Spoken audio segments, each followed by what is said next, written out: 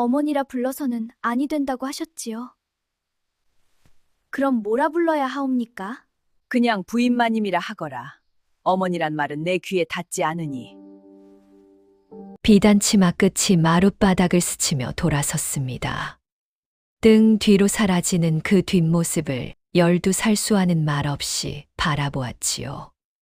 그것이 처음이자 마지막으로 부인마님에게 어머니라는 말을 꺼낸 날이었습니다. 모든 것은 어머니의 빈 방에서 시작되었지요. 수아가 6살이 되던 봄, 어머니 유씨 부인은 긴 병 끝에 세상을 떠났습니다.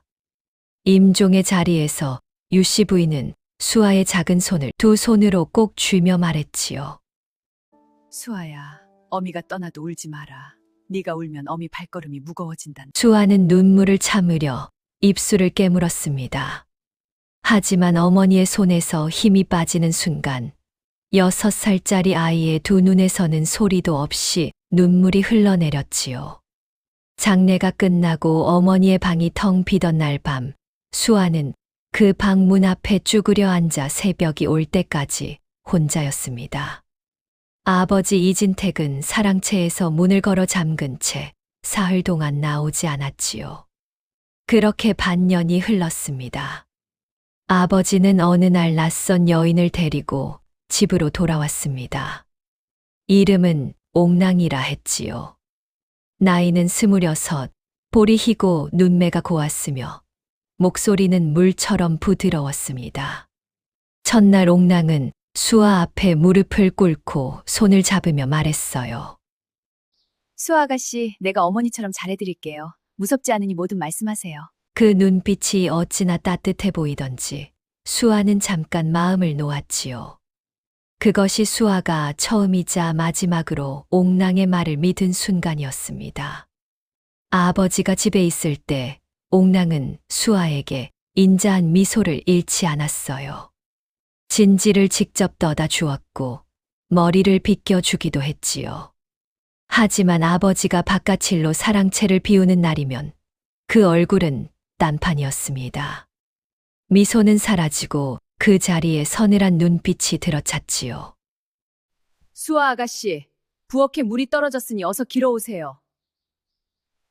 어리지만 수아는 이미 느끼고 있었습니다. 옥랑이 부르는 아가씨라는 말 뒤에 칼날이 숨어 있다는 것을. 하지만 아버지에게 말할 수가 없었어요. 옥랑은 아버지 앞에서는 항상 먼저 눈물을 쏟는 사람이었거든요. 서방님, 수아 아가씨가 저를 어찌나 무시하시는지 저도 살기가 힘드네. 그 말 한마디에 아버지는 늘 수아를 불러 꾸짖었지요. 수아야, 어미 없다고 어른에게 버릇없이 굴어서는 아니 된다. 그 소리를 들을 때마다 수아의 목에서 할 말이 뭉개지고 사라졌습니다. 그것이 반복되면서 수아는 점점 말수를 잃었지요. 10살이 되던 해부터 수아는 아침마다 우물가에서 물을 길었습니다. 12살에는 옥랑의 방 청소와 빨래가 더해졌고 15살에는 부엌 일 전부가 수아의 몫이 되었지요. 집안의 머음들은 못 본 채 했습니다. 옥랑의 눈밖에 나면 자신들도 쫓겨난다는 것을 알았으니까요. 수아가 머무는 방은 안채 끝, 창호지가 헐어 바람이 들어오는 쪽방이었습니다. 겨울이면 냉기가 바닥에서 올라와 아무리 웅크려도 새벽이면 손발이 굳어졌지요. 그래도 수아는 울지 않았습니다. 어머니가 그러지 말라 했으니까요. 옥랑에게는 어느 해부터인가 사내아이가 하나 태어났습니다. 이름은 복돌이라 했지요. 아버지는 그 아이를 보며 처음으로 크게 웃는 얼굴을 보여주었어요. 수아는 그 모습을 문틈으로 바라보다 조용히 방으로 돌아갔습니다. 손가락이 저렸지만 그것이 추위 때문인지 다른 것 때문인지는 스스로도 몰랐지요. 그렇게 수아의 말은 줄고 또 줄어 18살이 된 지금은 꼭 필요한 말 외에는 아무것도 입 밖에 내지 않는 아이가 되어 있었습니다. 집안에 돌쇠가 들어온 것은 수아가 15살이 되던 해 가을이었습니다. 키가 훤칠하고 어깨가 넓었으나 눈빛은 조용한 물처럼 잔잔했지요. 옥랑이 장터에서 데려왔다고 했습니다. 어디서 왔는지, 집이 있는지 아무것도 알 수 없었어요. 말을 못한다는 것만이 그에 대해 알려진 전부였지요. 모험들은 처음에 돌쇠를 우습게 보았습니다. 벙어리가 무슨 쓸모가 있다고. 옥랑마님도 참 어디서 저런 걸 데려오셨는지. 하지만 돌쇠는 묵묵히 일했습니다. 장작을 패고 물을 깃고 담장을 고쳤습니다. 누가 시키지 않아도 했고 누가 봐 주지 않아도 멈추지 않았지요. 집안 어느 구석에 무엇이 망가졌는지 귀신같이 알고 먼저 찾아가 손을 댔습니다. 동틀녘에 시작해 어둠이 내려앉아야 멈추었는데 그동안 단 한마디도 없었지요. 수아가 돌쇠를 처음 제대로 본 것은 그가 들어온 지 사흘째 되던 날이었습니다. 그날 수아는 무거운 나무 물통을 우물에서 안채까지 옮기다 발이 걸려 넘어졌어요. 물은 쏟아지고 무릎에서 피가 났습니다. 주위에 아무도 없었지요. 수아는 입술을 깨물고 혼자 일어서려 했습니다. 그때 그림자 하나가 드리워지더니 말없이 물통이 들려 올라갔지요. 돌쇠였습니다. 그는 물통을 들고 안채 부엌 앞까지 걸어간 뒤 수아의 무릎 쪽을 한번 가만히 내려다보았습니다. 그러고는 어디선가 깨끗한 무명 조각을 가져와 무릎 앞에 내려놓고는 아무 말 없이 돌아서 버렸지요. 수아는 그 무명 조각을 오래 바라보았습니다. 사람이 자신에게 무언가를 건네준 것이 언제였는지 기억이 나지 않았습니다.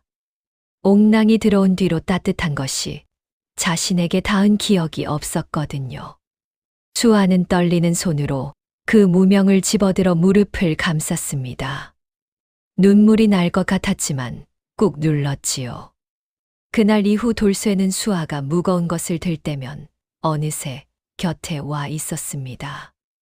말 한마디 없이 눈 한 번 마주치지 않고 그냥 짐을 들고 돌아서는 것이 전부였지요. 수아는 처음에는 고맙다는 말조차 꺼내지 못했습니다. 워낙 오래 말을 잃고 살아온 탓이었어요. 그런데 어느 날 수아가 부엌에서 혼자 된장을 저으며 작게 중얼거렸습니다. 아무에게도 하지 않는 혼잣말이었지요. 어머니가 이 냄새를 좋아하셨는데 돌쇠는 그 말을 들었을 것입니다. 하지만 그는 아무 반응도 하지 않았어요. 그냥 곁에 있었습니다. 그것이 수아에게는 오히려 편했지요. 아무 말도 돌아오지 않는다는 것이 이상하게도 덜 외로웠습니다. 수아가 16살이 되던 해 가을부터 옥랑의 발톱이 본격적으로 드러나기 시작했습니다. 옥랑은 먼저 집안의 모험들을 자기 편으로 만들었지요. 밥을 후하게 먹이고 아끼는 옷가지를 나누어 주고 자잘한 잘못은 눈 감아 주었습니다. 그러면서 수아에 대한 험담을 조금씩 흘렸어요. 수아 아가씨가 부엌 단지 안을 제 맘대로 쓴다더라. 서방님 서찰 보관함에 손을 댄다는 말도 있던데. 처음에는 반신반의하던 모험들도 옥랑의 말이 쌓이자 수아를 하나둘 멀리하기 시작했습니다. 수아에게 말을 거는 이가 없어졌고 부엌에서 일을 해도 아무도 거들어 주지 않았지요. 옥랑의 다음 수수는 아버지였습니다. 서방님, 수아 아가씨가 제 패물함에 손을 댄 것 같아요. 제가 직접 말하기가 너무 민망해서. 눈물까지 흘리며 고하는 옥랑의 말에 아버지는 그날 밤 수아를 불러 호된 소리를 쳤지요. 남의 물건에 손을 대는 게 어찌 된 일이냐. 내 어미가 봤다면 얼마나 부끄러워하겠느냐. 수아는 아무 말도 하지 않았습니다. 하지 않은 일이었지만 어차피 아버지는 옥랑의 말만 들을 것이었으니까요. 억울하다는 말이 목까지 차올랐다가 다시 내려갔습니다. 수아는 그렇게 또 한 번 말을 삼켰지요. 그 다음 날 옥랑은 수아의 쪽방 문 앞에 서서 말했습니다. 수아 아가씨, 오늘부터 안채 창고 청소도 맡아주셔요. 모험들이 바빠서요. 안채 창고는 집 안에서 가장 음습한 곳이었습니다. 흙벽에 곰팡이가 피고 겨울이면 쥐가 드나들었지요. 수아는 그곳을 혼자 쓸고 닦았습니다. 무릎이 시려도 손등이 트도록 물을 써도 멈출 수 없었어요. 한 번은 창고에서 무거운 뒤줄을 혼자 옮기다 등이 삐었습니다. 그 바람에 사흘을 제대로 걷지 못했는데 옥랑은 그 사흘 동안 한 번도 얼굴을 내밀지 않았지요. 수아에게 밥을 갖다 준 것은 돌쇠였습니다. 말없이 방 앞에 상을 놓고 사라졌지요. 상 위에는 국밥 한 그릇과 따뜻한 쑥차 한 잔이 올려져 있었습니다. 수아는 그 쑥차 냄새에 어머니 생각이 나서 숟가락을 쥔 채 한참을 울었어요. 누군가 지켜보는 것 같아 돌아보니 문 밖에 돌쇠가 서 있었지요. 수아와 눈이 마주치자 그는 얼른 시선을 내렸습니다. 그러고는 그냥 거기 서 있었어요.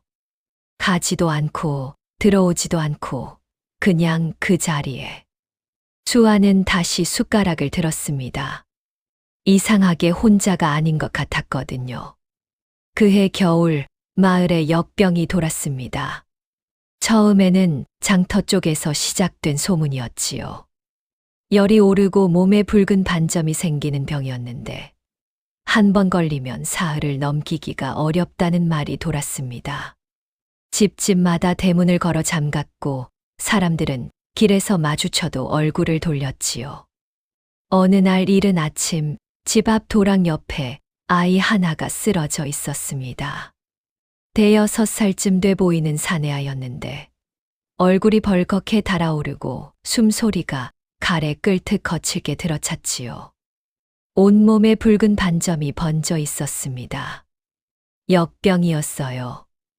모험들은 모두 피했습니다. 저 아이 건드렸다가 우리까지 옮으면 어쩌려고. 어서 이정에게 알려서 치우게 해야지. 사람들은 아이 쪽으로 눈길도 주지 않고 문을 닫아버렸지요. 수아도 그 자리에 멈춰 섰지만 선뜻 다가가지 못했습니다.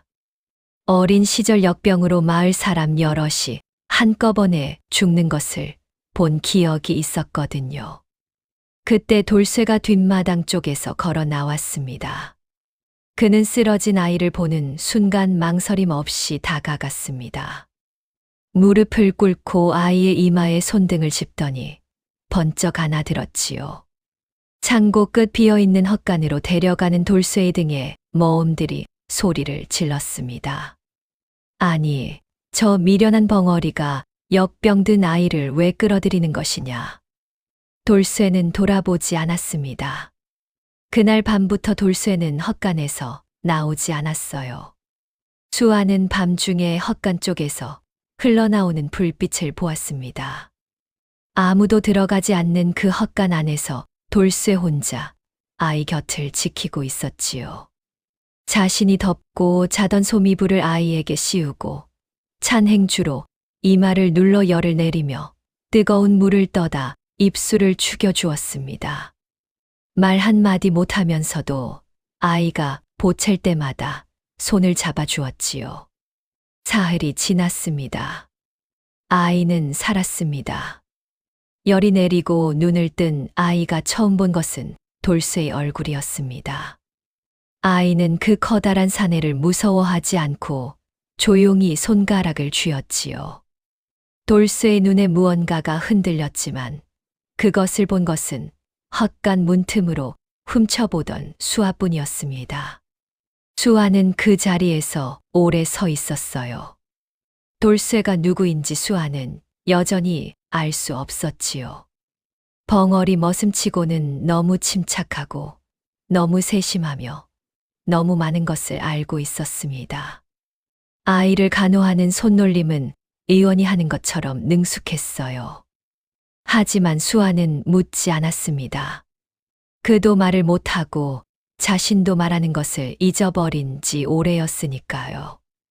박만술이라는 이름을 처음 들은 것은 강태윤이 호조 난관으로 임명된 지 2해째 되던 해 가을이었습니다.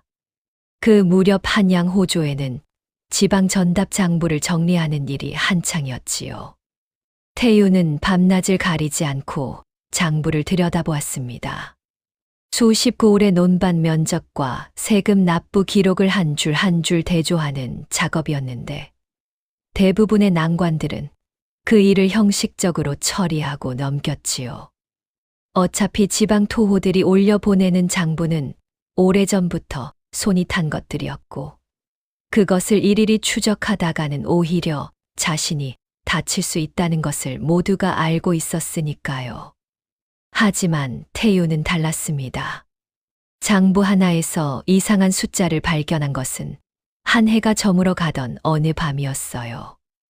등잔 심지가 타들어가는 냄새와 함께 차가운 서리가 창호지 너머로 스며드는 새벽이었지요. 태유는 두 장부를 나란히 펼쳐놓고 손가락으로 숫자를 짚어 내려갔습니다. 분명히 달랐습니다.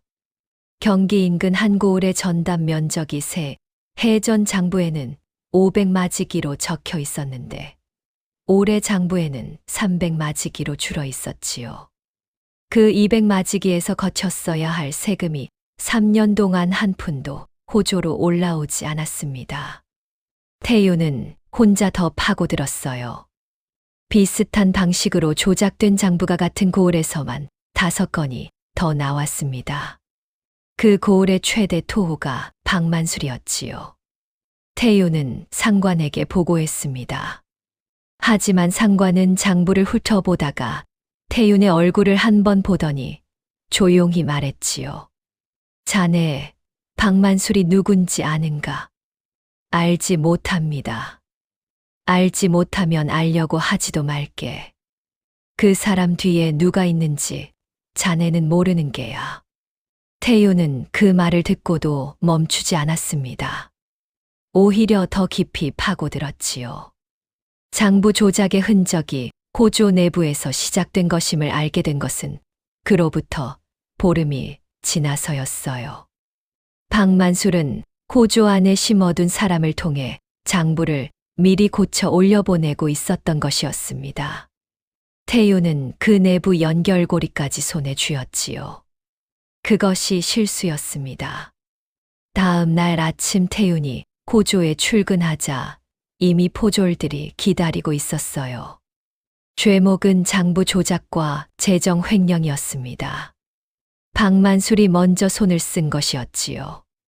태윤이 쥐고 있던 증거 문서들은 그날 밤 사이에 전부 사라져 있었고 오히려 태윤의 이름으로 조작된 장부가 증거로 제출되었습니다.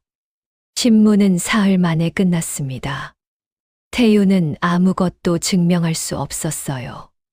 증인도 없었고 증거도 없었으며 그의 말을 믿어주는 사람도 없었지요. 파직 교지가 내려진 날 태윤은 관복을 벗고 관아문 밖으로 걸어 나왔습니다. 하늘은 흐렸고 바람이 세찼어요. 발걸음이 어디로 향해야 하는지 한동안 알 수 없었지요. 그는 길가 주막에 들어가 막걸리 한 사발을 앞에 놓고 오래 앉아 있었습니다. 분노가 치밀었지만 어디다 쏟아야 할지 몰랐어요. 억울함이 목까지 차올랐지만 들어줄 사람이 없었지요. 막걸리 사발 위로 그의 그림자가 길게 드리웠습니다. 그날 밤 태유는 결심했습니다. 도망치지 않겠다고. 박만술이 저지른 일의 전모를 밝히기 전에는 한양을 떠나지 않겠다고. 하지만 정면으로 맞서는 것은 이미 불가능했습니다.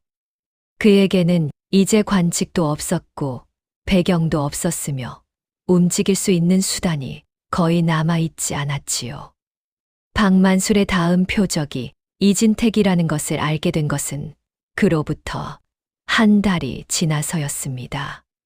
한양의 오래된 거간꾼을 통해 흘러나온 이야기였어요. 박만술이 이진택의 전답에 눈독을 들이고 있으며 그 집안에 들어가 있는 옥랑이라는 여인과 이미 손을 잡았다는 것이었지요. 태유는 오래 생각했습니다. 그리고 장터에서 삭실꾼으로 며칠을 보내다 말을 못하는 벙어리 행세로 이진택의 집 문을 두드렸습니다. 옥랑은 힘 좋고 말 없는 머슴 하나가 생겼다고 여기고 기꺼이 받아들였지요. 자신을 모함한 자의 눈앞에서, 그것도 그자와 내통하는 여인의 집에서 머슴으로 지낸다는 것이 처음에는 가슴을 짓눌렀습니다. 하지만 태유는 버텼어요. 이 집에서 증거를 모으면 된다. 때가 오면 반드시 드러낼 수 있다. 그 다짐 하나로 새벽부터 밤까지 장작을 패고 물을 길었지요. 말을 못하는 척하는 것은 어렵지 않았습니다. 원래 말이 많은 사람이 아니었거든요. 그런데 이진택의 집에서 그가 예상하지 못한 것이 하나 있었습니다. 수아였지요. 이진택이 처음 옥랑을 만난 것은 유씨 부인이 세상을 떠나고 반년이 지난 늦가을이었습니다. 유씨 부인은 이진택에게 단순한 아내가 아니었지요. 두 사람은 어릴 때부터 같은 고을에서 자라 서로를 알고 지낸 사이였습니다. 혼례를 치르기 전부터 이진택은 유씨 집 담장 밖에서 서성이다 혼났다는 이야기가 마을에 돌 정도였어요. 유씨 부인이 먼저 눈길을 준 것이 아니라 이진택이 먼저 마음을 주었다고 했지요. 그런 사람을 잃었으니 그 빈자리가 어느 정도였을지는 짐작하고도 남았습니다. 유씨 부인이 떠난 뒤 이진택은 반년을 거의 사랑채에만 머물렀습니다. 밥을 먹어도 맛을 모른다고 했고 잠을 자도 잔 것 같지 않다고 했지요. 수아가 아침에 인사를 드리러 가면 이진택은 창밖을 보고 있다가 뒤늦게 알아채고는 억지로 웃어 보이곤 했습니다. 그 웃음이 너무 힘겨워 보여 수아는 오히려 빨리 나오곤 했지요. 옥랑이 처음 나타난 것은 그 즈음이었습니다. 고을 안에서 작은 비단 가게를 운영하는 과부라고 했어요. 남편을 일찍 여의고 혼자 살아가는 처지라고 했지요. 이진택에게 처음 옥랑을 소개한 것은 집안과 가깝게 지내던 거간꾼이었습니다. 이진택은 처음에 거절했어요. 나는 그럴 마음이 없소. 하지만 거간꾼은 포기하지 않았습니다. 옥랑이 이진택의 집 근처 장터에 자주 나타났고 우연인 듯 마주쳤지요. 옥랑은 이진택에게 먼저 말을 거는 법이 없었습니다. 그냥 지나쳐 가면서 고개를 살짝 숙이고 웃었어요. 그 웃음이 어찌나 고왔는지 이진택은 집으로 돌아와서도 그 웃음이 눈에 아른거렸다고 했지요. 두 번째로 마주쳤을 때 옥랑이 건넨 말은 단 하나였습니다. 많이 힘드시겠습니다. 그게 전부였어요. 그런데 그 한마디에 이진택은 말문이 막혔습니다. 유씨 부인이 떠난 뒤 반년 동안 아무도 그에게 그 말을 해 주지 않았거든요. 집안 사람들은 하루빨리 기운을 차리라고 했고 친지들은 어린 수아를 위해서라도 정신을 붙들라고 했지요. 힘들겠다는 말을, 그냥 힘들겠다고만 알아주는 말을 아무도 해 주지 않았습니다. 옥랑의 그 한마디에 이진택의 눈물샘이 열렸어요. 그 이후로 두 사람은 가끔 장터 근처 주막에서 마주쳤습니다. 옥랑은 항상 이진택의 말을 들었어요. 유씨 부인이 얼마나 좋은 사람이었는지, 얼마나 현명한 사람이었는지, 얼마나 그리운지. 이진택이 하는 말을 옥랑은 끊지 않았지요. 그냥 듣고 고개를 끄덕이고 가끔 눈가를 적셨습니다. 이진택은 만날 때마다 발걸음이 그쪽으로 먼저 향했지요. 끊어내지 못한 것이었습니다. 그 와중에 수아에 대한 이야기가 나왔습니다. 옥랑은 수아를 한 번도 본 적이 없었는데도 걱정하는 척했지요. 어린아이가 어미 없이 자라면 얼마나 힘들겠어요. 곁에 누군가 있어야 하는데 그 말이 이진택의 마음을 움직였습니다. 자신이 힘들다는 것은 알았지만 수아도 힘들다는 것을 그때 처음으로 생각한 것이었지요. 옥랑이 집에 들어온다면 수아에게도 의지가 될 것이라는 생각이 들었습니다. 그것이 이진택이 옥랑을 받아들인 이유였어요. 하지만 이진택이 몰랐던 것이 있었습니다. 옥랑이 자신에게 보여준 그 모든 것이 처음부터 계산된 것이었다는 사실이었지요. 힘들겠다는 그 한마디도, 눈물을 적시던 그 눈빛도, 수아를 걱정하는 척하던 그 말도 전부 박만술과 짜고 만들어낸 것이었습니다. 이진택은 오래도록 그것을 몰랐어요.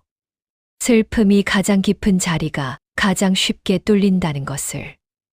유씨 부인을 잃은 슬픔이 너무 컸던 탓이었지요. 이진택은 그저 평범하게 슬픈 사람이었을 뿐이었습니다. 그것이 이 집안의 비극이 시작된 자리였어요. 봄이 되자 옥랑의 움직임이 빨라졌습니다. 집안 재산에 손을 대기 시작한 것은 이미 오래전이었지요. 처음에는 장터에서 쓴 값을 부풀려 아버지에게 보고하는 것으로 시작했습니다. 그 다음에는 논한 마지기를 팔면서 그 절반을 자기 이름으로 빼돌렸지요. 아버지는 셈에 밟지 못한 사람이었고 옥랑이 내미는 장부를 그대로 믿었습니다. 돌쇠는 그것을 알고 있었습니다. 어느 날 저녁 돌쇠는 사랑채 장부 보관함 옆에서 서성이다 수아와 마주쳤습니다. 돌쇠는 수아를 보더니 잠시 멈추었지요. 그러고는 손가락으로 장부함을 가리킨 뒤 두 손으로 무언가를 꺼내는 신용을 했습니다. 그 다음 한 손을 펼쳐 들고 다른 손으로 그 위에 무언가를 감추듯 덮었지요. 수아는 그 몸짓을 알아챘습니다. 장부에서 뭔가가 빠져나가고 있다는 뜻이었어요. 돌쇠 씨, 이것을 아버지께 알려드려야 하지 않겠어요? 돌쇠는 고개를 저었습니다. 그러고는 손을 펼쳐 잠시 기다리라는 몸짓을 했지요. 아직 때가 아니라는 것이었습니다. 수아는 그 이후로 돌쇠의 눈빛을 더 유심히 보게 되었습니다. 말은 없었지만 그 눈 안에 무언가가 가득 들어 있었어요. 뭔가를 오래 생각한 사람, 오래 참아온 사람의 눈이었지요. 한편 옥랑은 어느 날부터 바깥 사내를 집으로 불러들이기 시작했습니다. 아버지가 출타한 낮 시간에 가끔 나타나는 그 사내의 이름은 박만수이라 했지요. 고을 안에서 토지와 전답을 손에 쥔 토호였는데 빌려준 돈을 못 받으면 그 집 안악이나 자식을 끌어다 일을 시키는 것으로 악명이 높은 자였습니다. 박만술이 처음 집을 찾아왔을 때 돌쇠는 그의 얼굴을 한 번 보고 눈빛이 굳었습니다. 수아는 그것을 보았지요. 돌쇠의 눈에 그런 빛이 든 것은 처음 보는 일이었습니다. 옥랑과 박만술이 안방에서 나누는 이야기는 닫힌 문 너머로 잘 들리지 않았습니다. 하지만 간간이 흘러나오는 말 조각들이 수아의 귀에 걸렸지요. 수아만 없으면 재산 상속은 간단하죠. 그게 문제인데 이진택이 딸을 쉬이 내치지는 않을 텐데 걱정 마세요. 방법이 있어요. 수아는 그날 밤 이불을 덮고 누웠지만 눈이 감기지 않았습니다. 손이 차갑게 굳어 있었지요. 옥랑이 자신을 제거하려 한다는 것은 이미 짐작하고 있었습니다.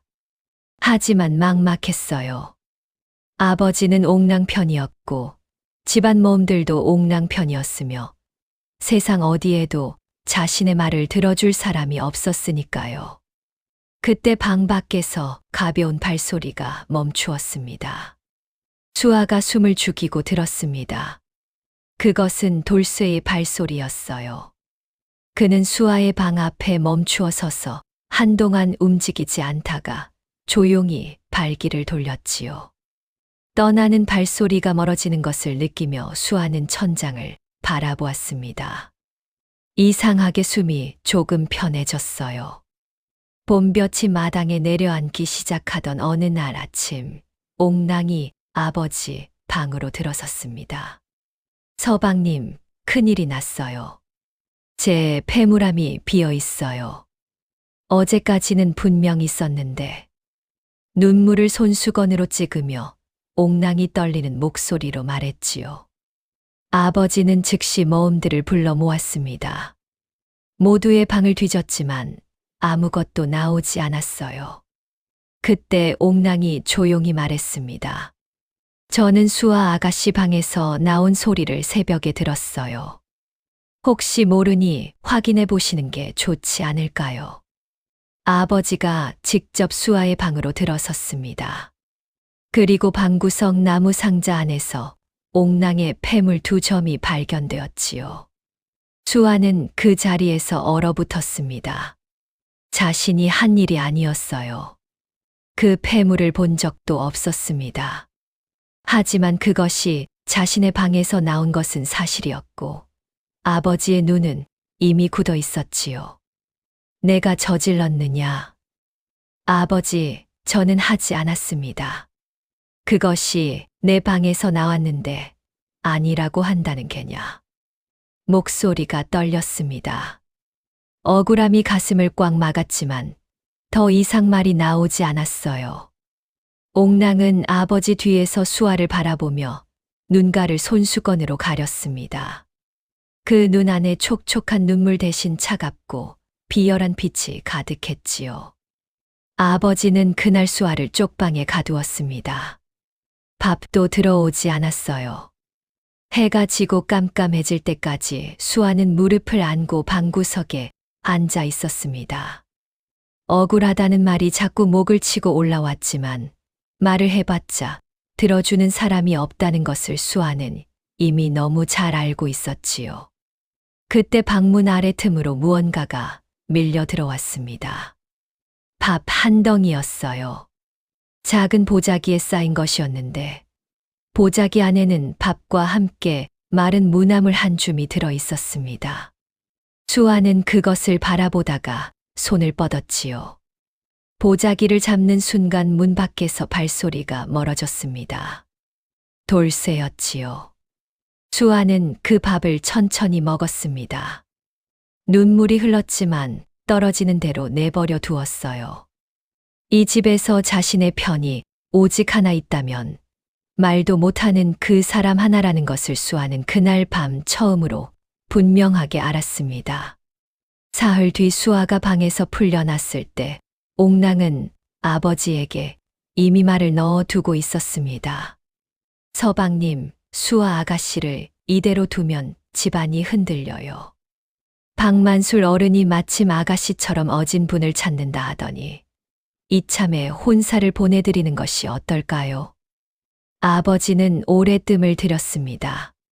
수아가 아직 어린데 18이면 혼기를 이미 넘긴 나이지요. 박만술 어른 댁이 고을에서 손꼽히는 부자인데 수아 아가씨도 고생 없이 살 수 있지 않겠어요?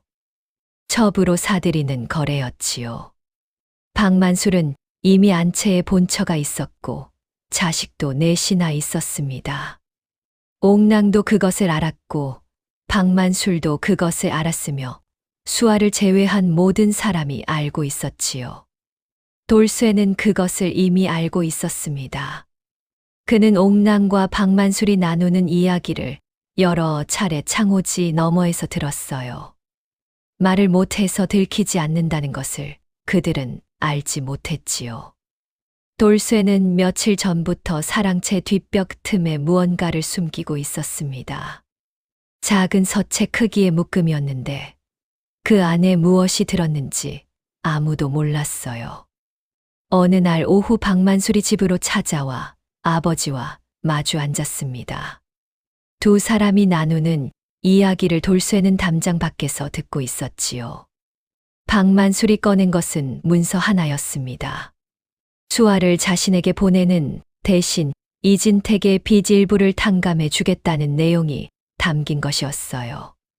그 순간 돌쇠의 눈빛이 변했습니다. 그는 담장에서 물러나 빠른 걸음으로 수아의 방 앞으로 향했습니다. 문을 두드리자 수아가 나왔지요. 돌쇠는 수아의 손목을 잡고 사랑채 쪽을 가리켰습니다. 그러고는 두 손을 모아 묶는 신용을 했어요. 수아의 눈이 굳었지요.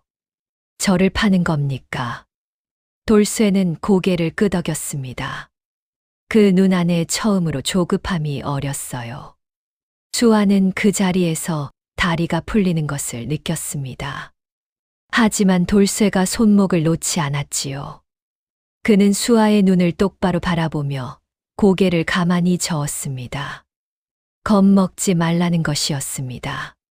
수아는 그 눈을 오래 들여다보았습니다. 그 안에 두려움이 없었어요. 오히려 오래 기다려온 사람의 침착함이 가득했지요. 수아는 자신도 모르게 고개를 끄덕였습니다. 그날 밤부터 돌쇠의 눈빛이 달라졌습니다. 무언가를 결심한 사람의 눈이었지요. 봄볕이 점점 짙어지던 무렵, 옥랑은 조용히 두 번째 덫을 놓았습니다. 이번에는 수아를 직접 건드리지 않았습니다. 대신 아버지를 이용했지요. 어느 날 아버지가 수아를 사랑채로 불렀습니다. 얼굴빛이 좋지 않았지요. 옆에는 옥랑이 단정하게 앉아 있었는데 그 눈빛이 서늘했습니다. 수아야, 내가 이 집에서 지내면서 부엌 살림을 맡아왔는데 요즘 들어 쌀이 자꾸 줄어든다는 말이 있구나. 수아는 그 순간 가슴이 싸늘해졌습니다. 서방님, 장부를 보니 한 달 사이에 쌀이 너무 많이 없어졌어요.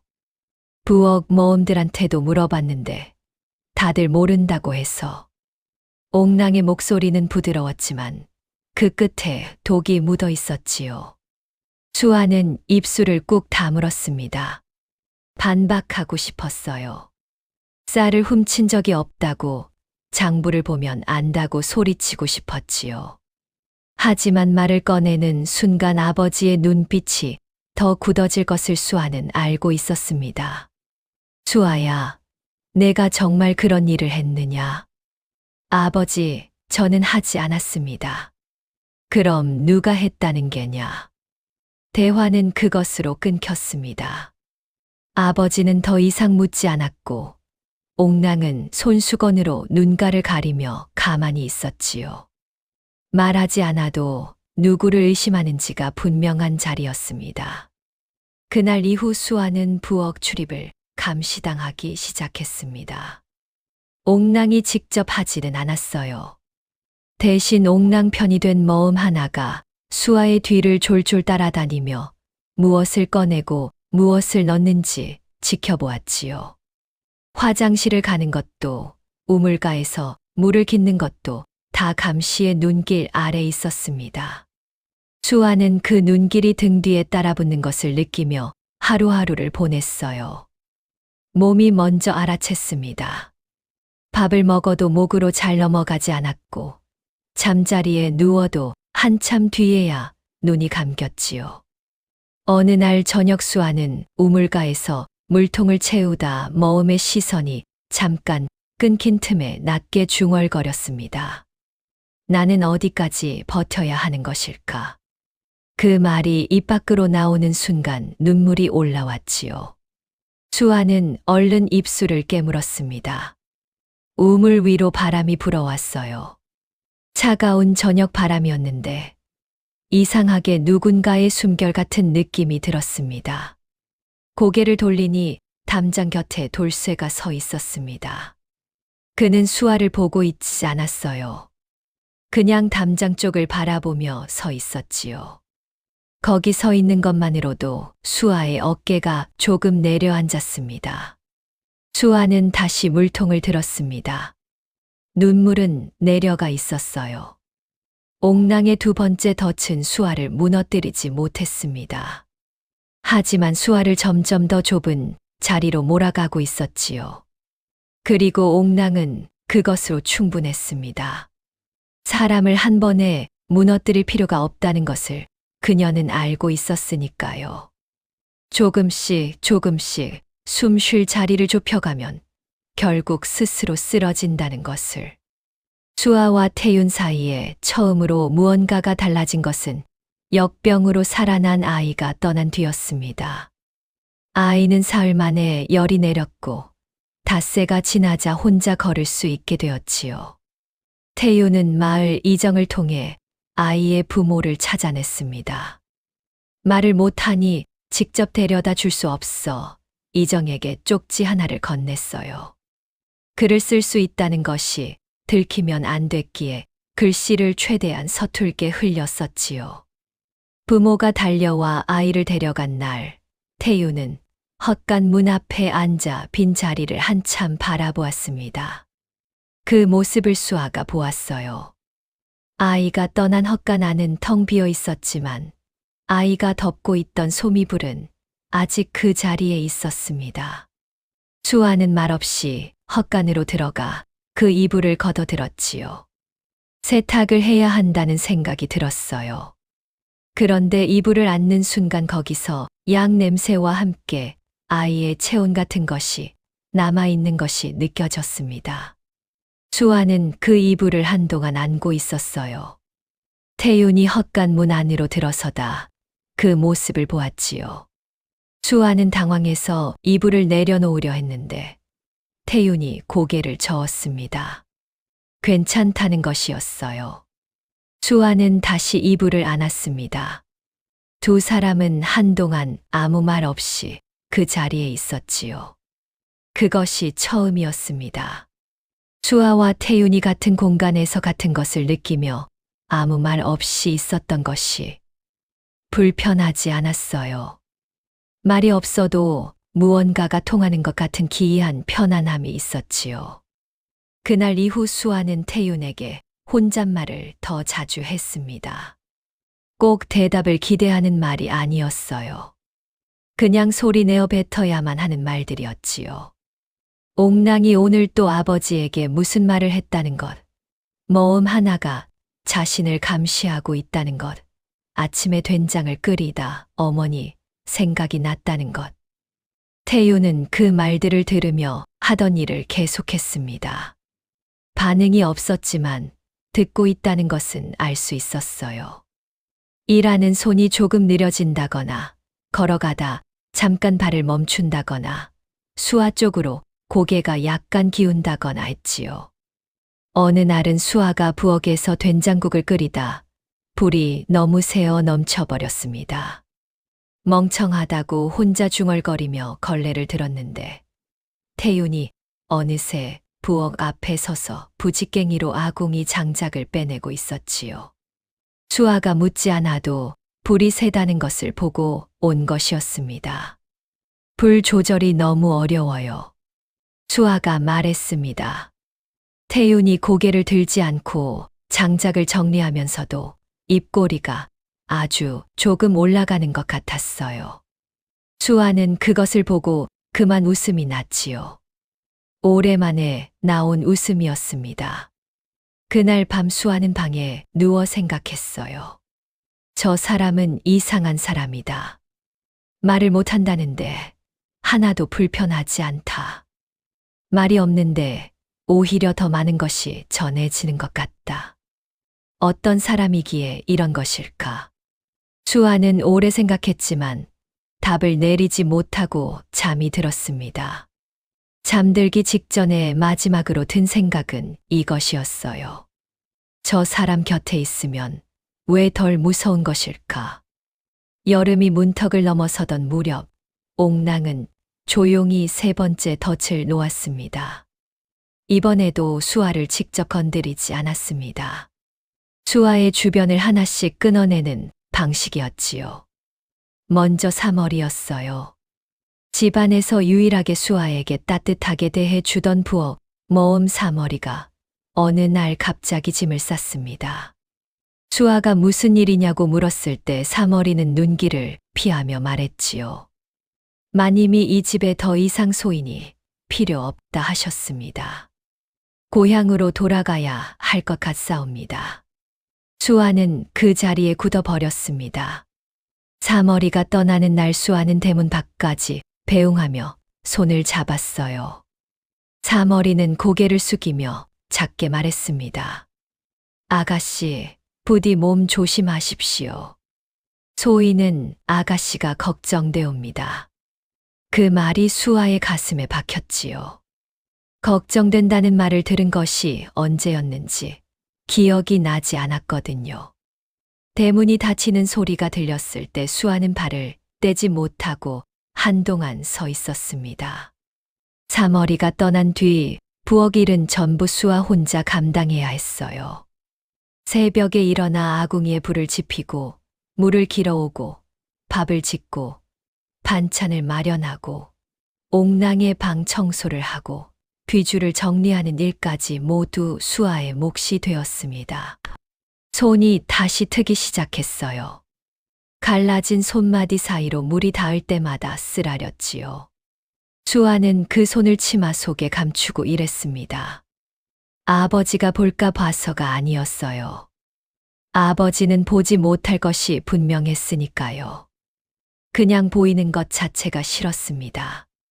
그러던 어느 날 아침이었어요. 수아가 아궁이 앞에 쪼그려 앉아 부직갱이로 불씨를 살리고 있는데 누군가 부엌 앞에 와 섰습니다. 돌아보지 않아도 느낌으로 알았지요. 태윤이었습니다. 그는 아무 말 없이 부엌 안으로 들어섰어요. 그러더니 수아 옆에 쭈그려 앉아 부직갱이를 받아들었지요. 수아가 당황해서 빼앗으려 하자 태윤이 고개를 저었습니다. 괜찮다는 뜻이었어요. 두 사람은 나란히 아궁이 앞에 앉아 불을 지폈습니다. 연기가 올라왔어요. 눈이 따가웠지요. 수아는 눈물이 나오려는 것을 연기 탓으로 삼으며 눈을 껌뻑였습니다.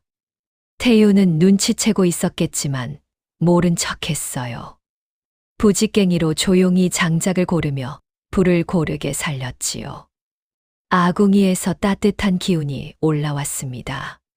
수아는 그 온기에 어깨가 조금 내려앉는 것을 느꼈어요. 오래 올라가 있던 어깨였지요. 그날 이후 태윤은 새벽 아궁이 앞에 어김없이 나타났습니다. 옥랑은 그것을 알았지만 트집을 잡지 못했어요. 머슴이 부엌 일을 도운다고 트집을 잡기에는 명분이 없었거든요. 대신 옥랑은 이진택 앞에서 슬쩍 말을 흘렸습니다. 서방님, 요즘 벙어리 머슴이 부엌에 자꾸 드나드는 것이 영 보기 안 좋네요. 딸 가진 집에서 벙어리 머슴을 그대로 두어야 하는 것인지 모르겠어요. 이진택은 그 말을 듣고 표정이 굳었습니다. 다음 날 아침 이진택이 태윤을 불렀어요. 태윤은 아무 말 없이 이진택 앞에 섰습니다. 이진택은 한동안 태윤을 바라보다가 말했지요. 앞으로 부엌 쪽은 가까이 하지 말게. 태윤은 고개를 숙였습니다. 그리고 그날부터 아궁이 앞에 나타나지 않았어요.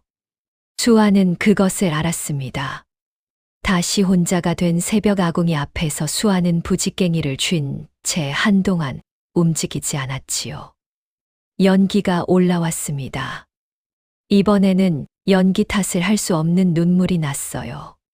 하지만 수아는 알고 있었습니다. 태윤이 멀어진 것이 아니라는 것을. 그저 자리를 바꾼 것뿐이라는 것을. 그가 거기 있다는 것은 달라지지 않는다는 것을. 그것만으로 충분했습니다. 그 일이 있고 나흘이 지난 오후였습니다. 해가 서쪽으로 기울며 마당에 긴 그림자가 드리워질 무렵 수아는 뒤주에서 쌀을 퍼다 안채 부엌으로 옮기던 참이었어요. 쌀 자루가 무거웠지요. 허리가 당겼지만 멈추지 않았습니다. 담장 쪽에서 도끼 소리가 들렸어요. 태윤이 장작을 패고 있었습니다. 수아는 쌀 자루를 내려놓고 잠시 그쪽을 바라보았습니다. 태윤은 수아를 보지 못했어요. 그냥 묵묵히 도끼를 내리치고 있었지요. 등이 땀으로 젖어 있었고 팔뚝에 나무 조각이 튀어 붙어 있었습니다. 수아는 부엌에서 물 한 바가지를 떠왔습니다. 태윤의 등 쪽으로 걸어가며 수아는 자신이 무엇을 하는지 생각하지 않으려 했어요. 생각하면 발이 멈출 것 같았거든요. 태윤이 도끼를 세우고 땀을 닦으려는 순간 수아가 옆에 서서 바가지를 내밀었습니다. 태윤이 고개를 들었지요. 수아와 눈이 마주쳤습니다. 수아는 바가지를 내밀었고 태윤은 그것을 받았어요. 두 사람 사이에 아무 말도 없었지요. 태윤이 물을 마셨습니다. 바가지를 돌려주는 손이 잠깐 수아의 손 위에 머물렀어요. 찰나였습니다. 하지만 두 사람 모두 느꼈지요. 수아는 빈 바가지를 들고 부엌으로 돌아왔습니다. 부엌 앞에 서는 순간 손이 아직 따뜻한 것을 느꼈습니다. 수아는 굳이 그것이 무엇 때문인지 따지지 않았어요. 마당 건너편에서 도끼 소리가 다시 시작되었습니다. 아까보다 조금 더 힘차게 내리치는 소리였어요. 수아는 그 소리를 들으며 쌀을 씻기 시작했습니다. 손이 더 이상 차갑지 않았어요. 그날 밤 수아는 방에 누워 오래 생각했습니다. 저 사람이 말을 할 수 있었다면 어땠을까? 처음부터 말을 했더라면 지금과 달랐을까? 아니면 말이 없었기에 오히려 이렇게 된 것일까? 수아는 답을 내리지 못한 채 잠이 들었어요. 잠들기 직전에 떠오른 생각은 이것이었습니다. 어쩌면 말이 없어서 더 많은 것이 보인 것일지도 모르겠다. 박만술이 마지막으로 이진택의 집을 찾아온 것은 그로부터 열흘이 지난 날이었습니다. 이번에는 혼자가 아니었어요. 덩치 큰 사내 둘을 데리고 왔지요. 그들은 대문 앞에서 기다리지 않고 곧장 안으로 들어왔습니다. 집안 모험들이 막아서려 했지만 박만술이 가볍게 손을 저으며 말했지요. 이진택 어른과 이야기가 있어 왔소. 비키게. 이진택은 사랑채에서 박만술을 맞이했습니다. 두 사람이 무슨 이야기를 나누는지 마당에서는 들리지 않았어요. 하지만 수아는 뒷마당 쪽에서 담장을 사이에 두고 그 목소리 높낮이를 들을 수 있었습니다. 박만술의 목소리가 점점 굵어지고 있었어요. 옥랑이 이진택 옆에서 무언가를 속삭이는 소리도 들렸지요. 수아는 손에 들고 있던 빨랫감을 내려놓고 담장 가까이 다가섰습니다. 박만술의 목소리가 낮아졌다가 다시 높아지기를 반복했어요. 그러더니 이진택의 목소리가 들렸지요. 그렇게까지 해야 하는 것인가? 어른, 이미 때가 지났습니다. 수아 아가씨를 빨리 보내주셔야 빚 문제도 해결이 됩니다. 수아는 그 말을 듣는 순간 발이 굳었습니다. 손이 떨렸어요. 입이 열리지 않았지요. 아버지가 거기 있었고 옥랑이 거기 있었으며 박만술이 거기 있었습니다. 세 사람이 자신의 이름을 두고 이야기하는 것을 담장 너머에서 듣는 것이 이렇게 참혹한 일인 줄 몰랐어요. 그때 등 뒤에서 인기척이 났습니다. 돌아보니 태윤이었어요. 그는 수아의 얼굴을 보자마자 무슨 상황인지를 알았지요. 담장 너머 목소리를 이미 듣고 있었을 것이었습니다. 태윤은 수아를 향해 고개를 가만히 끄덕였어요. 나는 알고 있다는 뜻이었습니다. 그 눈 안에 두려움이 없었습니다. 수아는 그 눈빛을 보며 떨리던 손이 조금 잠잠해지는 것을 느꼈습니다. 무서운 것은 여전히 무서웠어요. 하지만 혼자가 아니라는 것이, 이 상황을 알고 있는 사람이 곁에 있다는 것이 달랐지요. 박만술이 돌아간 뒤 이진택은 오래 사랑채에 앉아 있었습니다. 옥랑이 안방에서 나오지 않았어요. 집안이 조용했지요. 너무 조용해서 오히려 무거운 밤이었습니다. 태효는 그날 밤 사랑채 뒷벽에 숨겨두었던 서찰 묶음을 꺼냈습니다. 등잔 하나를 켜고 그것을 한 장 한 장 확인했어요. 한양으로 보낼 서찰도 이미 써두었지요. 집안 심부름꾼이 내일 장터에 나가는 것을 알고 있었습니다. 그 편에 보내면 되었어요. 태효는 서찰을 접어 품 안에 넣었습니다. 등잔 심지가 타들어갔어요. 방 안이 어두워지기 시작했지요. 태효는 어둠 속에서 오래 앉아 있었습니다. 3년이었어요. 관직을 잃고 벙어리 머슴으로 이 집에 들어온 지 3년이 되어 가고 있었습니다. 처음에는 오직 박만수를 무너뜨리는 것만 생각했지요. 그런데 어느 순간부터 다른 것이 생겼어요. 수아가 부엌에서 혼잣말하는 소리를 처음 들었을 때, 역병든 아이를 이불로 감싸던 새벽에 헛간 문틈으로 훔쳐보던 눈을 발견했을 때, 물 한 바가지를 내밀던 손이 자신의 손 위에 잠깐 머물렀을 때, 그것들이 쌓이면서 달라진 것이 있었습니다. 이제 박만수를 무너뜨리는 것만이 이유가 아니었지요. 태효는 자리에서 일어났습니다. 창호지 너머로 밤바람이 지나가는 소리가 들렸어요. 내일이면 모든 것이 시작될 것이었습니다. 그는 조용히 방문을 열고 나왔습니다. 마당 건너편 수아의 방에 등잔 불빛이 아직 켜져 있었어요. 잠들지 못하고 있는 것이었지요. 태효는 그 불빛을 한동안 바라보다가 마당 한가운데 서서 작게 고개를 숙였습니다. 기다리시오. 이제 곧이요. 소리 없이 입 모양으로만 한 말이었지요. 수아의 방 불빛이 조용히 꺼졌습니다. 태윤이 한양으로 보낸 서찰이 어사의 손에 닿기까지는 열흘이 걸렸습니다. 어사 박이겸은 그 서찰을 받아 읽다가 손을 멈추었어요. 박만술의 이름이 나오는 것은 처음이 아니었습니다. 이미 2해 전부터 이 이름이 담긴 상소가 한양에 여러 차례 올라왔었지요. 하지만 그것들은 번번이 다른 손에서 걸러지고 묻혔어요. 이번 서찰은 달랐습니다. 단순한 고변이 아니었어요. 장부 조작의 구체적인 경로, 호조 내부 연결고리의 이름, 거짓 고변으로 파직된 관리의 이름과 경위, 그리고 지금 이 순간에도 진행 중인 이진택 가문 재산 탈취 계획의 전모가 담겨 있었지요. 날짜와 금액까지 적혀 있었습니다. 박이겸은 서찰을 다 읽고 창밖을 한참 바라보았어요. 이것을 쓴 사람이 누구인지 서찰에는 이름이 없었습니다. 하지만 박이겸은 짐작했어요.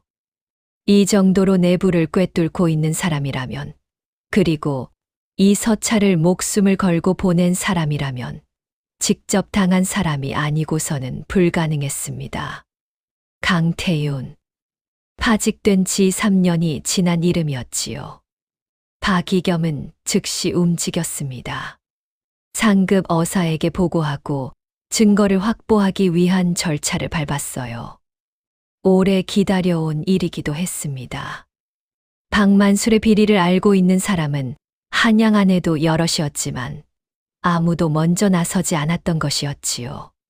증거가 없으면 오히려 자신이 다친다는 것을 알았으니까요. 이번에는 증거가 있었습니다. 박이겸은 부하 포졸들과 함께 고을로 내려오기 시작했어요. 한편 태윤은 그것을 모른 채 서찰을 보낸 뒤 더 조심스럽게 움직였습니다. 박만술 쪽에서 눈치채기 전에 집 안에서 확보할 수 있는 증거를 최대한 모아야 했어요. 옥랑이 이진택 명의로 처리한 거래, 문서들을 하나씩 확인했고, 박만술과 주고받은 서찰 중 안방 뒤편함에 보관된 것들을 밤중에 베껴 두었지요. 그것이 박만술 쪽에 들킨 것이었습니다. 하수인들이 집 뒷담을 넘어온 날 밤은 바로 그 직후였어요.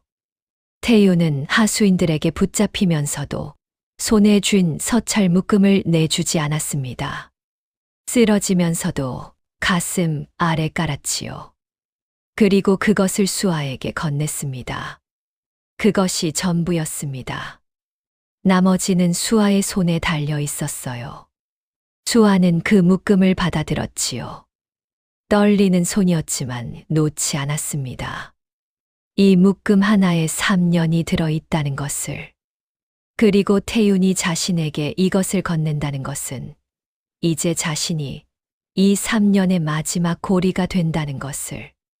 수아는 쓰러진 태윤의 손을 쥐고 새벽이 오도록 그 자리를 지켰습니다. 손이 차가웠지요. 하지만 맥박은 뛰고 있었어요. 그것만으로 충분했습니다. 돌쇠가 박만술의 하수인들에게 붙잡힌 것은 그로부터 사흘째 되던 밤이었습니다. 돌쇠는 며칠째 사랑채 장부함과 옥랑의 방 사이를 오가며 무언가를 조용히 모으고 있었어요. 수아도 눈치채지 못한 사이 그는 이진택의 재산 장부와 옥랑이 박만술과 나눈 서찰 몇 장을 손에 쥐고 있었지요. 박만술 쪽에서 먼저 알아챘습니다. 그날 밤 박만술의 하수인 셋이 집 뒷담을 넘어 들어왔습니다. 돌쇠가 사랑채 뒷벽 쪽에서 서찰 묶음을 꺼내는 순간이었지요. 그들은 소리 없이 달려들어 돌쇠의 팔을 잡았습니다. 돌쇠는 저항했지만 셋을 혼자 감당하기는 무리였어요. 뒷마당의 어둠 속에서 소리 없는 싸움이 벌어졌습니다. 돌쇠는 2명을 밀어냈지만 세 번째 사내의 몽둥이가 등을 강타했지요. 그는 무릎을 꿇었습니다. 몽둥이가 한 번 더 내려쳤어요. 돌쇠는 앞으로 쓰러지며 서찰 묶음을 가슴 아래 깔았습니다. 빼앗기지 않으려는 것이었지요. 하수인들이 쓰러진 돌쇠를 발로 밟으며 서찰을 빼내려 할 때 수아가 뒷마당으로 달려나왔습니다. 이상한 소리를 듣고 나온 것이었지요. 수아는 피투성이로 쓰러진 돌쇠를 보는 순간 발이 굳었습니다. 하수인 하나가 수아를 향해 손을 뻗었지요. 그때 돌쇠가 쓰러진 채로 발을 뻗어 하수인의 발목을 걸었습니다. 사내가 비틀거리며 넘어지는 사이 수아가 뒷걸음질을 쳤고 그 소리에 집안 모험들이 잠에서 깨어났지요. 하수인들은 서찰을 빼내지 못한 채 담을 넘어 달아났습니다. 수아는 돌쇠 곁으로 달려가 무릎을 꿇었습니다. 등과 옆구리에서 피가 흘렀어요. 돌쇠는 가슴 아래 서찰 묶음을 품에 꼭 끌어안은 채 눈을 감으려 하고 있었지요. 수아는 떨리는 손으로 그의 어깨를 잡았습니다. 돌쇠 씨, 눈 뜨세요. 제발요. 그것은 수아가 오랜 세월 만에 처음으로 누군가에게 소리를 내어 외친 말이었습니다. 목이 갈라지고 눈물이 쏟아졌지요. 돌쇠는 천천히 눈을 열었습니다. 흐릿한 눈빛으로 수아를 바라보다가 가슴 아래에 있는 서찰 묶음을 수아의 손 위에 올려놓았어요. 그것이 전부였습니다. 그리고 그는 눈을 감았지요. 수아는 그 묶음을 2 손으로 쥐고 돌쇠의 이름을 다시 불렀습니다. 1 번, 2 번, 3 번. 그의 이름을 부를 때마다 목이 더 갈라졌지만 멈추지 못했어요. 어머니가 떠나던 날 이후로 이렇게 소리를 내어 운 적이 없었는데 눈물이 어디서 이렇게 나오는지 수아 자신도 알 수 없었습니다. 모험들이 의원을 부르러 달려갔습니다. 수아는 그 자리를 떠나지 않았지요. 돌쇠의 손을 쥔 채 품에 서찰 묶음을 안고 새벽이 오도록 그 자리에 있었습니다. 의원이 다녀간 뒤 돌쇠는 숨을 돌렸습니다. 뼈는 성하지만 타박이 심하고 피를 많이 흘렸다 했지요. 사흘은 누워 있어야 한다고 했습니다. 수아는 의원이 처방한 약재를 직접 다렸어요. 오래 약을 다려온 손이라 솜씨가 있었지요. 날이 밝아오자 수아는 돌쇠가 건네준 서찰 묶음을 열어보았습니다. 첫 장은 이진택의 재산 장부였습니다. 논과 밭과 집의 목록이 적혀 있었는데 그 옆에 다른 글씨로 빼곡하게 수정이 더 씌워져 있었지요. 옥랑이 조작한 것이었습니다. 두 번째 장은 옥랑과 박만술이 나눈 서찰이었어요. 수아를 박만술에게 넘기는 대가로 이진택의 재산 절반을 넘겨받겠다는 내용이 담겨 있었습니다. 그리고 마지막 장에는 다른 문서가 들어 있었어요. 그것은 관아에 인이 찍힌 공문이었습니다. 수아는 한 글자씩 읽어 내려갔지요. 호조 난관 강태윤, 직무 중 장부를 조작하여 재정을 횡령하였다는 혐의로 파직에 처한다. 수아는 그 이름을 다시 읽었습니다. 강태윤. 그 아래에는 누군가가 작은 글씨로 덧붙인 내용이 있었어요.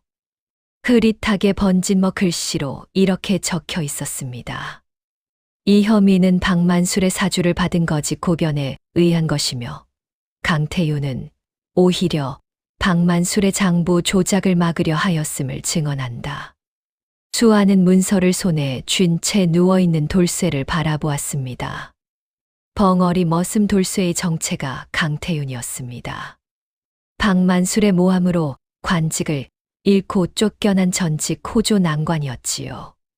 그는 이진택이 다음 표적이 될 것을 알고 이진택의 집에 머슴으로 들어와 증거를 모으고 있었던 것이었습니다. 말을 못하는 척한 것은 박만술의 눈을 피하기 위해서였지요. 박만술에게 얼굴이 알려진 그가 말을 하기 시작하면 언제든 들킬 수 있었으니까요. 수아는 문서를 무릎 위에 내려놓고 눈을 감았습니다. 그동안 무거운 것을 들어주던 손, 밥을 문 밑으로 밀어 넣던 손, 역병 든 아이의 이마를 짚던 손, 그 모든 것이 관직을 잃고 억울하게 쫓겨난 사람의 손이었지요. 말을 못하는 게 아니라 말을 하지 않는 것이었습니다. 자신이 아닌 다른 사람을 지키기 위해서. 수아의 눈에서 눈물이 흘렀습니다. 이번에는 억울함이 아니었어요. 뭐라 이름 붙이기 어려운 감정이었습니다. 고맙다는 말로는 모자랐고 미안하다는 말로는 틀렸지요. 돌쇠가 눈을 떴습니다. 수아와 눈이 마주쳤지요. 수아는 손에 들고 있던 문서를 조용히 그의 앞에 내려놓았습니다. 강태윤 씨. 그의 이름을 제대로 부른 것은 그것이 처음이었지요. 태윤은 아무 말도 하지 않았습니다. 하지만 처음으로 수아를 향해 눈빛이 흔들렸어요. 오래 참아온 것이 그 눈 안에서 한꺼번에 움직이는 것 같았지요. 그로부터 이틀 뒤 고을의 암행어사가 당도했습니다. 어사는 한 달 전부터 박만술의 비리를 추적하고 있었습니다.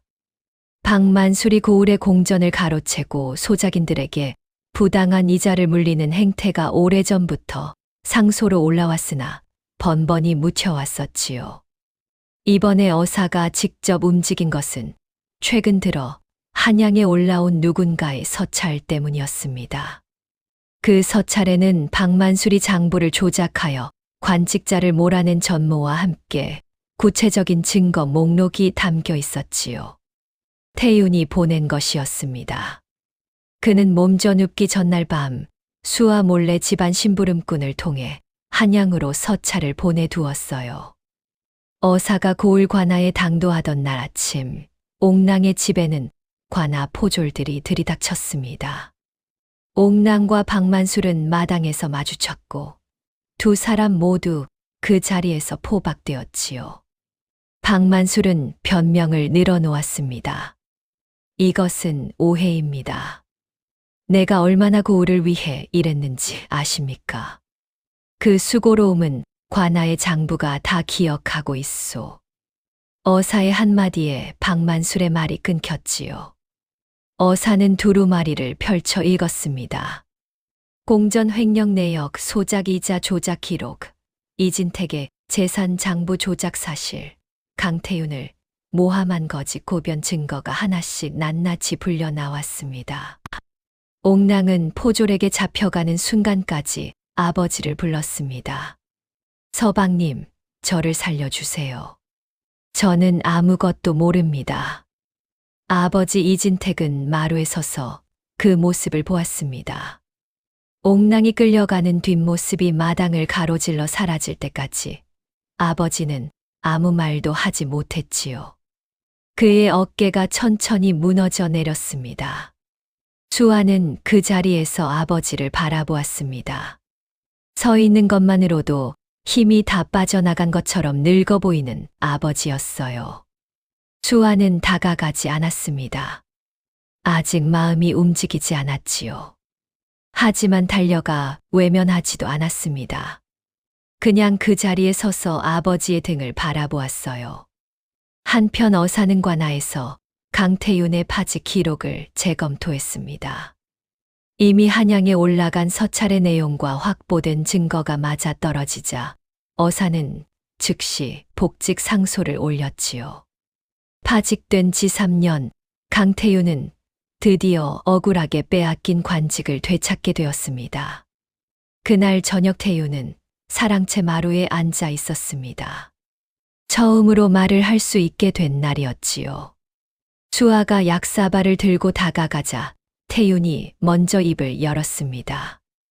목소리는 오래 쓰지 않아 조금 잠겨 있었지만 분명하게 들렸지요.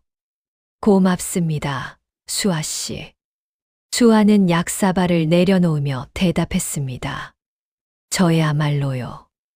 두 사람 사이에 긴 침묵이 내려앉았지만 불편하지 않았어요.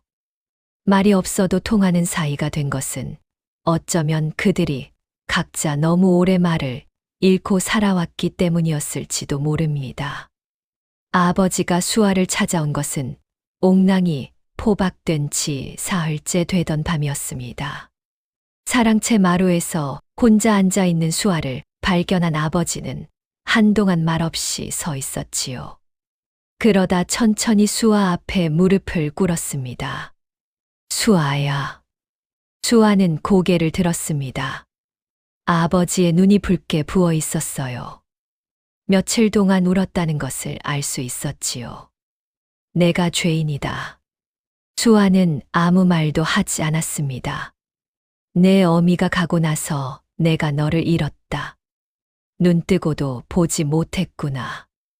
용서해 다오. 아버지의 어깨가 떨렸습니다.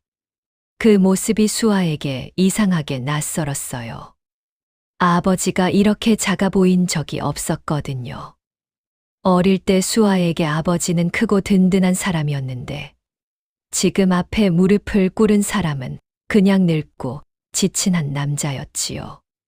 수아는 한참을 바라보다가 말했습니다. 아버지, 저는 어머니가 보고 싶었어요. 어머니가 없는 것보다 아버지마저 없는 것이 더 무서웠어요. 아버지가 눈물을 쏟았습니다. 수아는 자신도 눈물이 나오는 것을 느꼈지요. 억울함이나 원망이 아니라 오래 닫혀있던 문이 열리는 것 같은 눈물이었습니다. 그날 밤 수아는 어머니의 유품 상자를 꺼냈습니다. 오래전 어머니가 마지막으로 건네준 것인데 열어보지 못하고 12년을 간직해왔지요. 상자 안에는 어머니의 손때가 묻은 비단 향낭 하나와 접힌 종이 한 장이 들어 있었습니다. 수아는 그 종이를 펼쳤어요. 어머니의 필체였습니다. 힘이 없고 떨리는 글씨였지만 한자 한자 분명하게 쓰여 있었지요. 수아야. 어미가 이 편지를 쓰는 날은 아마 내가 있는 날보다 훨씬 전일 게다. 내가 얼마나 컸을지, 어떤 얼굴을 하고 있을지 어미는 상상이 되지 않는다. 다만 한 가지만 부탁하마. 어떤 차가운 세상을 만나도 내 마음까지 차가워지지는 마라. 따뜻한 마음을 가진 사람은 반드시 따뜻한 사람을 만나게 되어 있단다. 수아는 그 편지를 가슴에 품고 소리를 내어 울었습니다. 어머니의 말이 맞았지요. 말도 못하는 벙어리 머슴의 모습으로 곁에 와 있던 사람이 결국 자신의 세상을 지켜주었으니까요. 그것은 세상에서 가장 따뜻한 사람이 아니면 할 수 없는 일이었습니다. 봄이 깊어질 무렵 강태윤은 복직 교지를 받았습니다. 어사의 상소가 받아들여져 파직 기록이 취소되고 호조 난관 자리가 되돌아왔지요. 3년 만이었습니다. 교지가 도착하던 날 태윤은 마당에서 그것을 펼쳐 읽다가 한동안 아무 말도 하지 못했어요. 수아는 그 옆에서 조용히 서 있었습니다. 이제 가셔야 하는군요. 가야지요. 잠시 침묵이 흘렀습니다. 수아 씨, 한 가지 여쭤봐도 되겠습니까? 말씀하세요. 부인이 되어 주시겠습니까?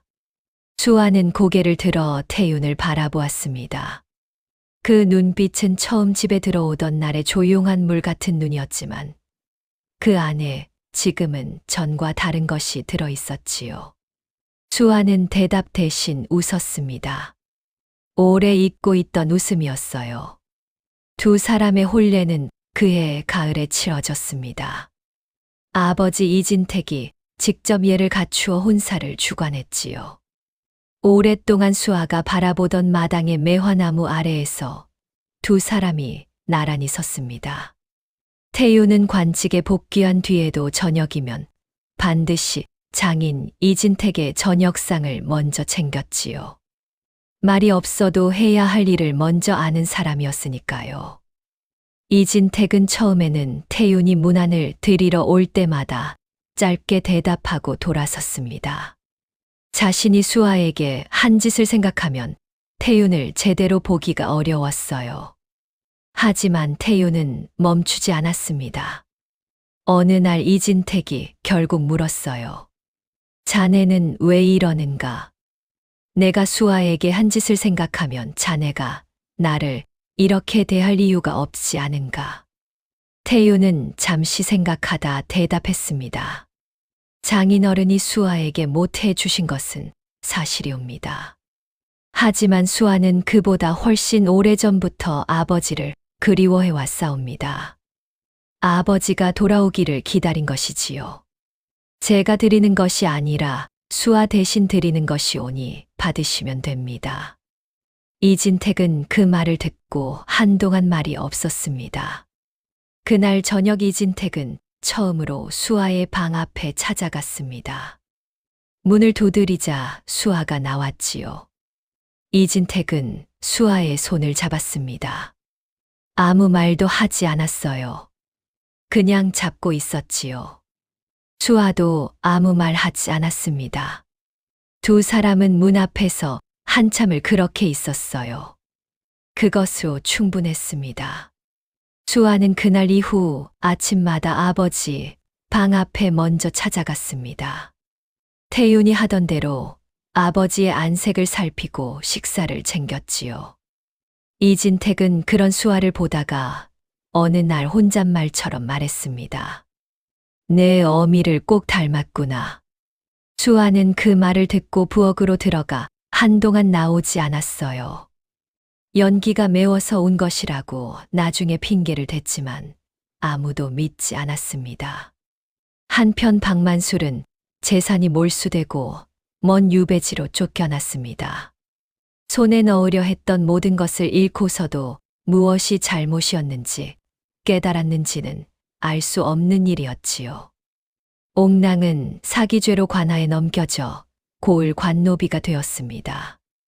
비단옷과 폐물로 살던 그녀에게 거친 부역의 나날은 살아있는 벌이었어요.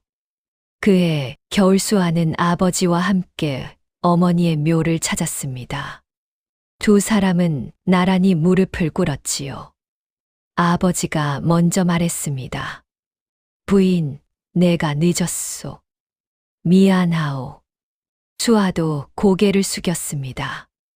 어머니, 편지 읽었어요. 따뜻한 사람을 만났어요. 어머니 말이 맞았습니다. 차가운 바람이 묘지 위로 지나갔지요. 하지만 수아의 마음속은 이상하게 따뜻했습니다. 어머니의 목소리가 그 바람 속에 섞여 있는 것 같았거든요. 집으로 돌아오는 길에 태윤이 수아의 손을 잡았습니다. 말없이 그냥 잡았지요. 수아는 그 손을 놓지 않았습니다. 그해 봄이 오자 수아는 아침마다 어머니의 향낭을 소매 안에 품고 하루를 시작했습니다. 그 냄새가 아직 희미하게 남아 있었거든요. 어머니가 살아있는 것 같은 기분이 들어 수아는 그것이 좋았지요. 어느 맑은 날 태윤이 수아에게 물었습니다. 부인, 지금 행복하오? 수아는 잠시 생각했습니다. 그러고는 웃으며 대답했어요. 모르겠습니다. 그런데 무섭지 않아요. 그것으로 충분한 것 같습니다. 태윤은 그 대답을 듣고 오래 웃었습니다. 매화꽃이 바람에 흔들리며 두 사람의 어깨 위로 내려앉았습니다. 이진택이 마루에서 그 모습을 바라보다 천천히 눈을 감았어요. 유씨 부인에게 하는 말처럼 조용히 중얼거렸지요. 잘 됐소. 우리 딸이 잘 됐소. 차가운 세상 속에서 마음을 닫는 것은 어렵지 않습니다. 상처를 받은 사람이라면 누구나 그 문을 걸어 잠그고 싶은 날이 있지요. 하지만 수아가 가르쳐 준 것은 그 문을 완전히 걸어 잠그지 않는 것이야말로 가장 큰 용기라는 것입니다. 말 한마디 없는 사람에게 마음을 연 것이 결국 자신의 세상 전부를 살려주었으니까요. 옛 성현들이 전하는 서경대우모 편에는 이런 말이 있습니다. 인심유의 도심유미 유정유일 윤집걸주. 사람의 마음은 위태롭고 도의 마음은 미약하니 오직 정밀하고 한결같아야 그 중심을 바르게 잡을 수 있다 하였지요. 수아가 말을 잃어가던 세월 동안 지키고 있던 것이 바로 그 한결같은 마음이었습니다. 옥랑의 구박에도 아버지의 외면에도 세상의 냉기에도 수아의 마음속 불씨는 꺼지지 않았어요. 그리고 그 불씨를 알아본 것은 말 한마디 없이 곁에 있어준 한 사람이었지요. 말이 없어도 진심은 전해집니다. 화려한 말보다 조용한 행동이 더 깊이 닿는 법이에요. 오늘 여러분 곁에도 말없이 곁을 지켜주는 사람이 있다면 그것이 세상에서 가장 큰 복이라는 것을 기억해 주십시오. 효도는 큰 것이 아닙니다. 수아의 아버지가 가장 늦게 깨달은 것처럼 곁에 있는 사람의 얼굴을 제대로 한번 바라봐 주는 것. 그것이 시작이지요. 선한 마음은 반드시 선한 결실로 돌아온다는 인과응보에 이치는 수아와 태윤의 이야기에서도 어김없이 실현되었습니다. 오늘도 긴 이야기 끝까지 함께 해주셔서 진심으로 감사드립니다. 이 이야기가 여러분의 하루의 작은 온기가 되었으면 합니다. 구독과 좋아요는 이런 이야기를 계속 만들어 갈 수 있는 힘이 됩니다. 고맙습니다.